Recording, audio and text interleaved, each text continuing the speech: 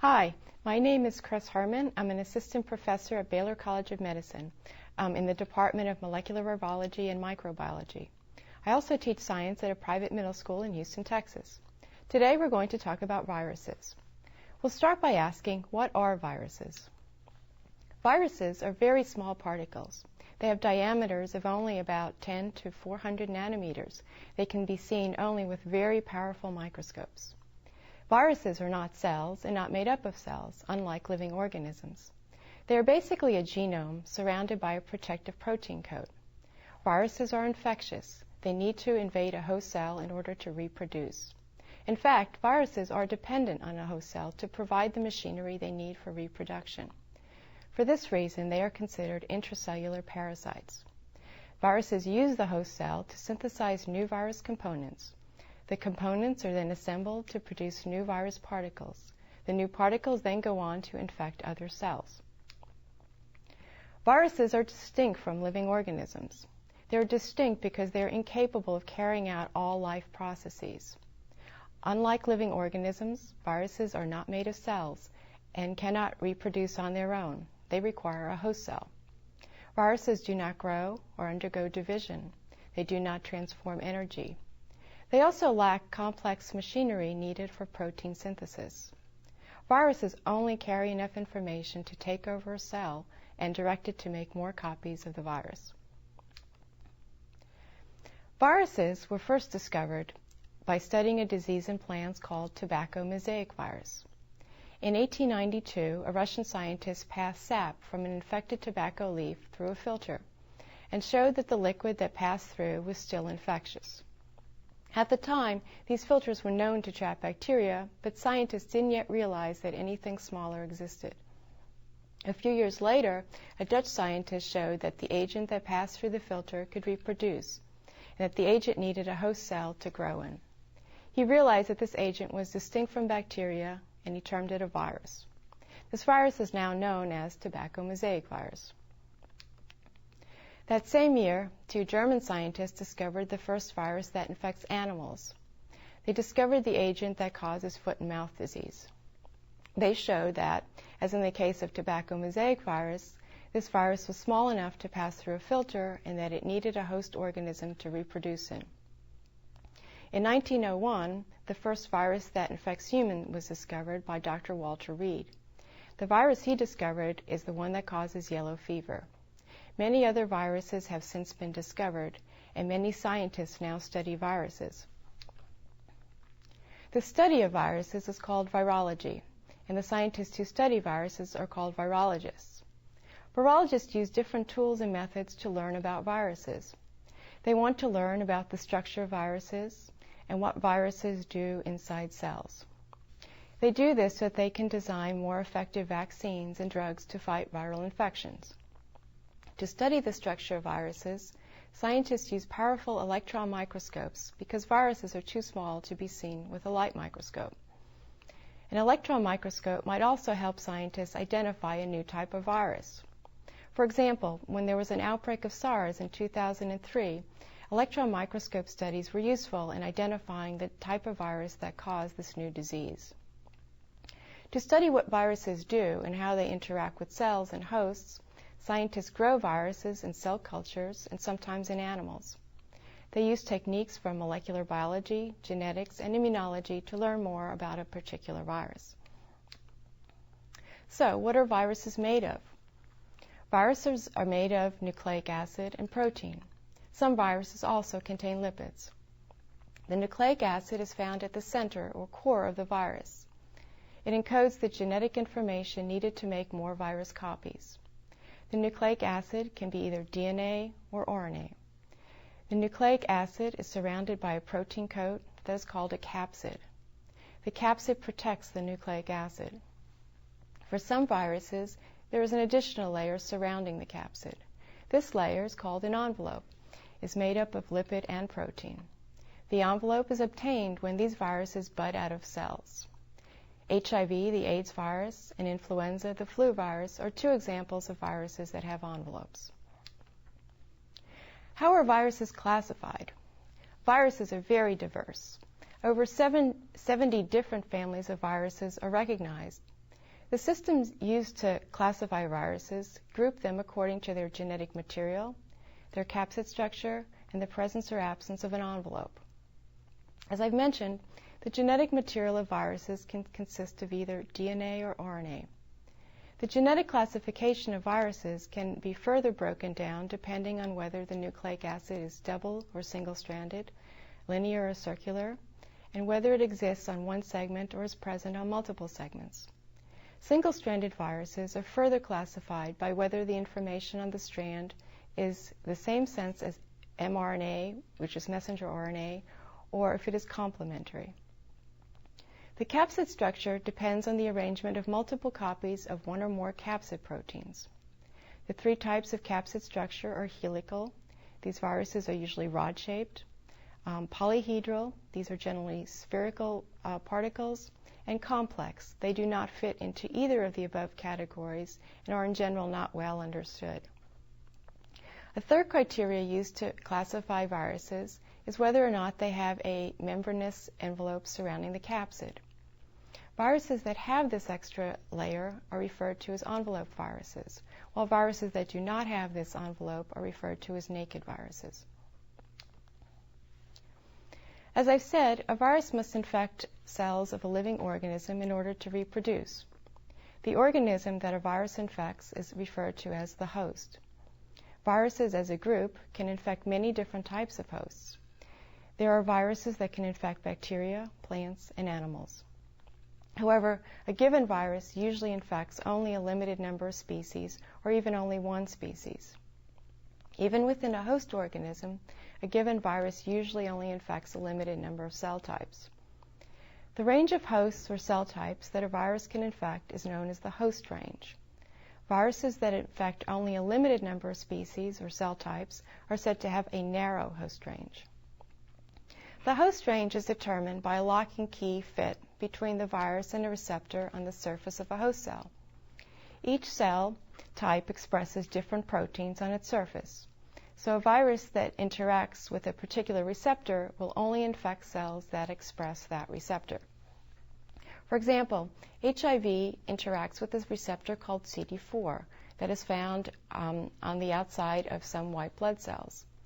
Therefore, HIV infects the CD4 positive white blood cells and not lung cells or any other cell type. So how do viruses reproduce? There are three basic steps that viruses undergo to make more copies of themselves. First, they must deliver their genomes into a host cell. Next, they must take over the host cell transcription and translation machineries and use host cell building blocks to copy their genomes and synthesize viral proteins. And finally, the viral genomes and proteins must be assembled, and then the viruses exit the host cell as new infectious particles, where they can go on to infect more cells, continuing the cycle. Now, the details of each of these steps vary among the different virus groups. We will look at a few examples. First, we will talk about the two basic reproductive cycles of bacteriophages, the viruses that infect bacteria, and then we will look at the more complex reproductive cycle of HIV. Bacteriophages, or phages for short, can undergo two alternative life cycles, lytic and lysogenic. We'll talk first about the lytic cycle. Lytic phages attach to the cell wall of a bacterial cell and then inject their DNA into the cell. The phage then takes over the metabolic machinery of the cell to synthesize viral proteins and make more copies of its DNA. The DNA and protein components assemble to form new virus particles. The new particles then lyse or burst open the cell, releasing virus particles. This process of lysis results in death to the host cell. The alternative cycle of phage reproduction is called the lysogenic cycle. In this case, the viral DNA circularizes after entering the cell and integrates into the host chromosome. In this state, it is referred to as a prophage. The prophage is then replicated along with the host cell DNA, and copies are passed along to each daughter cell. This cycle can continue for many generations. Occasionally, however, some environmental factor triggers the release of the prophage from the host chromosome, and the phage returns to an active lytic cycle that will end up destroying the host cell. Now let's talk for a moment about the reproductive cycle of a virus that infects humans, HIV, the cause of AIDS. HIV is classified as a retrovirus because during its life cycle it converts genetic material, which is RNA, to DNA. This is a reversal of the normal flow of genetic information, which usually goes from DNA to RNA. The cycle here begins when HIV attaches to the CD4 receptor on the outside of a white blood cell. The virus then enters into the cell. The viral RNA is converted to double-stranded DNA in a step called reverse transcription, using an enzyme contained in the virus called reverse transcriptase. The double-stranded DNA then travels into the nucleus and becomes incorporated in the host cell DNA, similar to what we saw with a lysogenic bacteriophage. Viral proteins are synthesized and new virus particles assemble from the newly made RNA and proteins. The new particles are then released to infect more cells.